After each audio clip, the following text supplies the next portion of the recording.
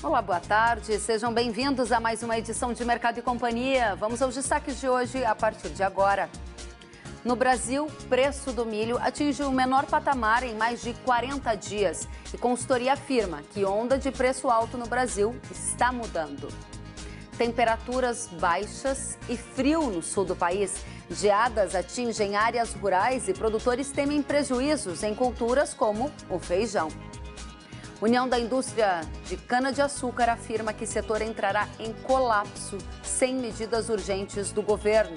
E mais, o Supremo decide que estados e municípios têm poder para definir as regras de isolamento. Você vai ver tudo isso e mais agora. O Mercado e Companhia já está no ar.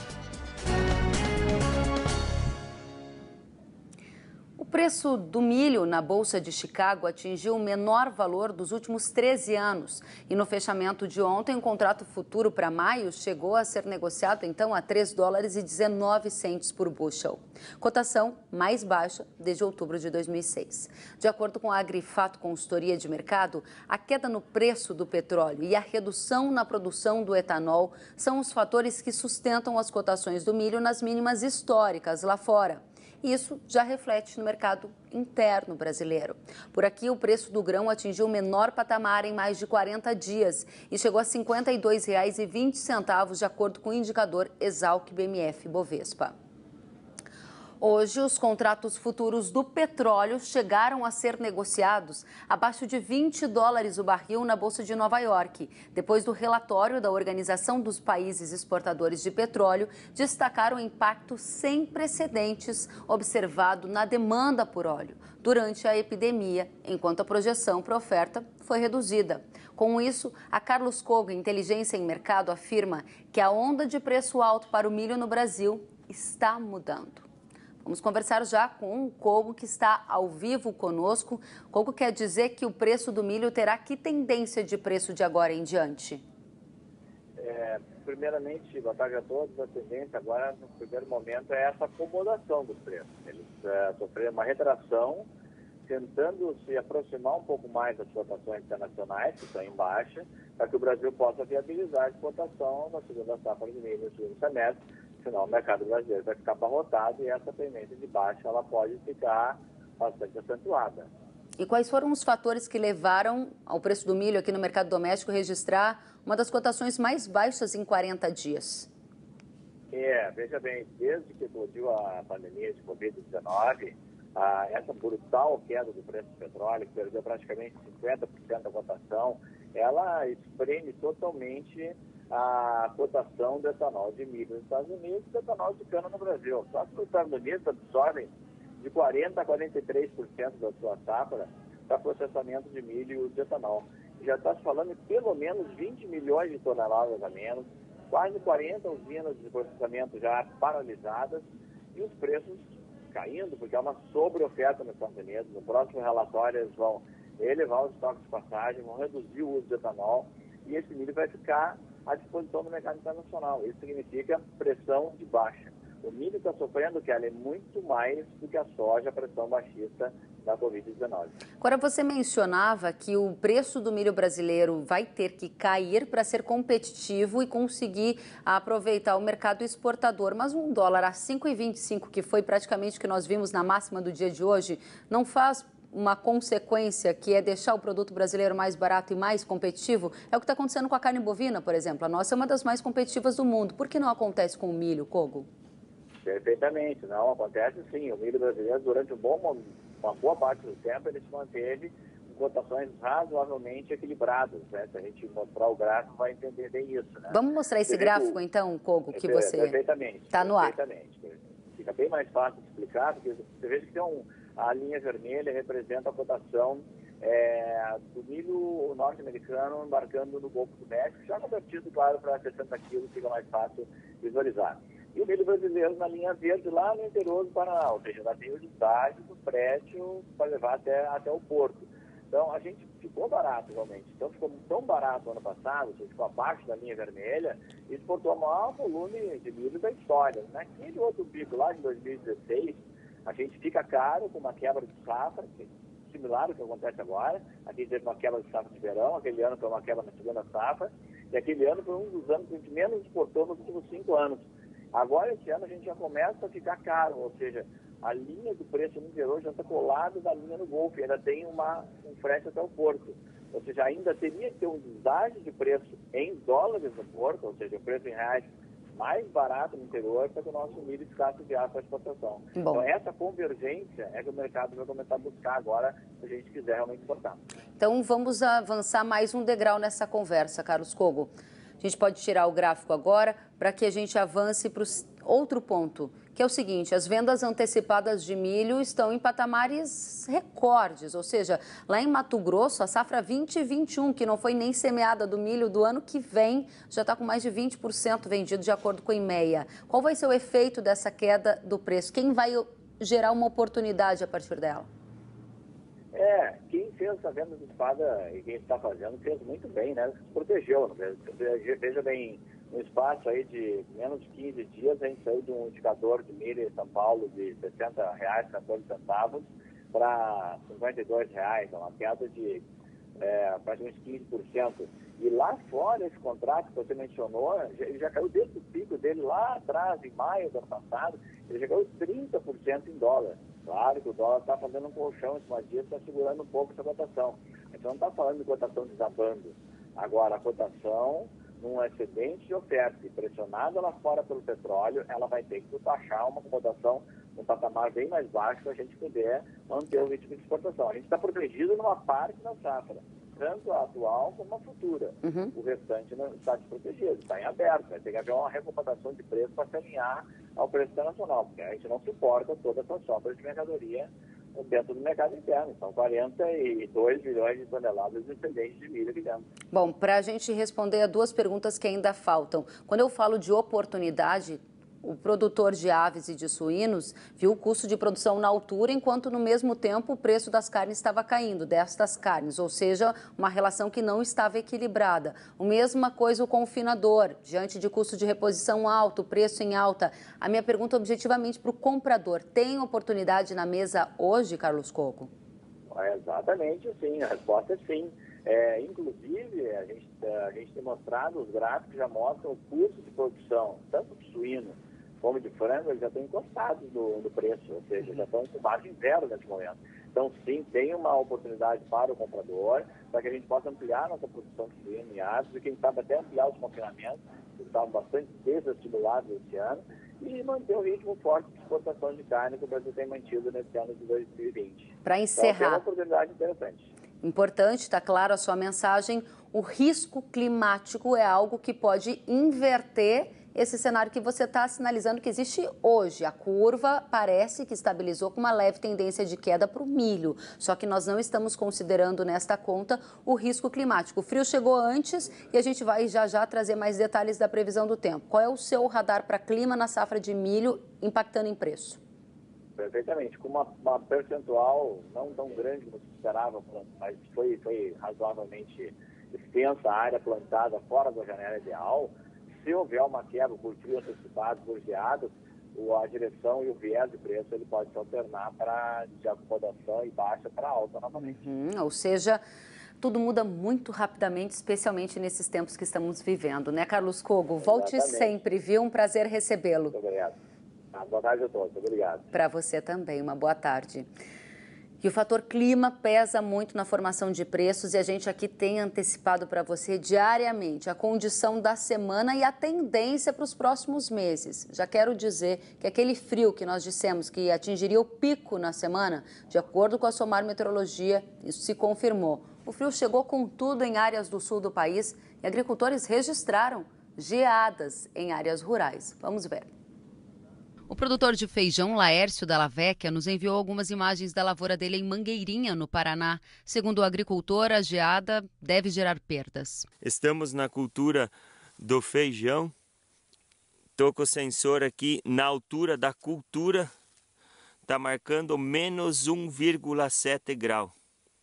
Olha como ficou as folhas do feijão, ficaram completamente congeladas. Literalmente congelou as folhas, já está preteando as folhas, essas folhas vão cair. Segundo o analista de mercado Vlamir Brandalize, as geadas não ocorreram no município inteiro, mas principalmente na Baixada de Mangueirinha, que possui 15 mil hectares de plantação de feijão. De acordo com o analista, qualidade e produção vão ser impactadas. Pelo Twitter, produtores das regiões de Chapecó, em Santa Catarina, Palmas e Rio Azul, no Paraná, e Soledade, no Rio Grande do Sul, também registraram por fotos a geada que atingiu a região. Em São Joaquim, Serra Catarinense, os termômetros chegaram a 1 grau e a geada deixou a grama e as folhas cobertas de gelo. E o presidente da União da Indústria de Cana-de-Açúcar, Evandro Gussi, afirmou que o setor de açúcar e etanol entrará em colapso se medidas urgentes não forem apresentadas pelo governo para socorrer o setor nesta crise. Vamos direto a Brasília, onde o presidente da União da Indústria de Cana-de-Açúcar, Evandro Gussi, fala ao vivo conosco. Evandro, muito boa tarde. Existe o risco de um colapso no setor, porque é urgente que sejam apresentadas medidas? Explica para a gente a sua visão sobre esse cenário. Oi, Kellen, boa tarde. Boa tarde. Obrigado por essa oportunidade aí. Sem dúvida, o setor vive um dos seus mais delicados momentos da história recente, dada a crise de consumo provocada pela pandemia e, além dela, a crise do petróleo que ainda persiste. Isso tem acabado com a liquidez do etanol, ou seja, não se tem vendido etanol, e quando vendido abaixo de um preço de custo. O que isso tem gerado é que, no momento em que as usinas mais precisam de caixa, que é no início dessa safra, esse caixa não está acontecendo. Então, caso as medidas que a gente está propondo não sejam tomadas no curtíssimo prazo, de fato, nas próximas 2, 3 semanas, nós vamos começar a ver o colapso do setor, com todas as consequências que você conhece bem. O que é este colapso que você imagina? Eu gostaria que a gente definisse para que as pessoas tenham clareza do tamanho do desafio. Veja, se você começa a produzir abaixo do preço de custo, chega um momento que você precisa parar a produção. Parou a produção, são colaboradores que vão ficar sem trabalho, mais de 70 mil produtores de cana com os seus colaboradores que não vão conseguir colher a safra que está aí, uma das maiores safras da história da indústria, e aí em mais de 1.200 cidades, direta e indiretamente, o setor tem quase 2,5 milhões de pessoas envolvidas. Você pensa nas cooperativas, você pensa em toda a indústria de insumos e assim por diante. Então, é um efeito assim devastador para um setor que é orgulho nacional, para um setor que tem tudo para depois passar dessa crise, continuar entregando os resultados de sustentabilidade, de emprego, de renda na cidade, inclusive no campo e nas pequenas cidades brasileiras. E por isso que a gente tem dito ao governo que é um socorro, uma ajuda extraordinária e, ao mesmo tempo, temporária, para que a gente possa atravessar essa turbulência e, no futuro, voltar a ter a melhor entrega de sustentabilidade, de produtividade que o setor já tem apresentado. Evandro, eu vou recuperar aqui alguns pontos da sua fala, porque claramente você definiu o tamanho da preocupação e definiu o que é o colapso que a Única está enxergando diante de ausência de um socorro do governo que é considerado urgente. Você está dizendo que as usinas podem parar as atividades, isso em várias regiões do país, num prazo de 1 ou 2 semanas, se elas não tiverem um fôlego financeiro para continuar operando?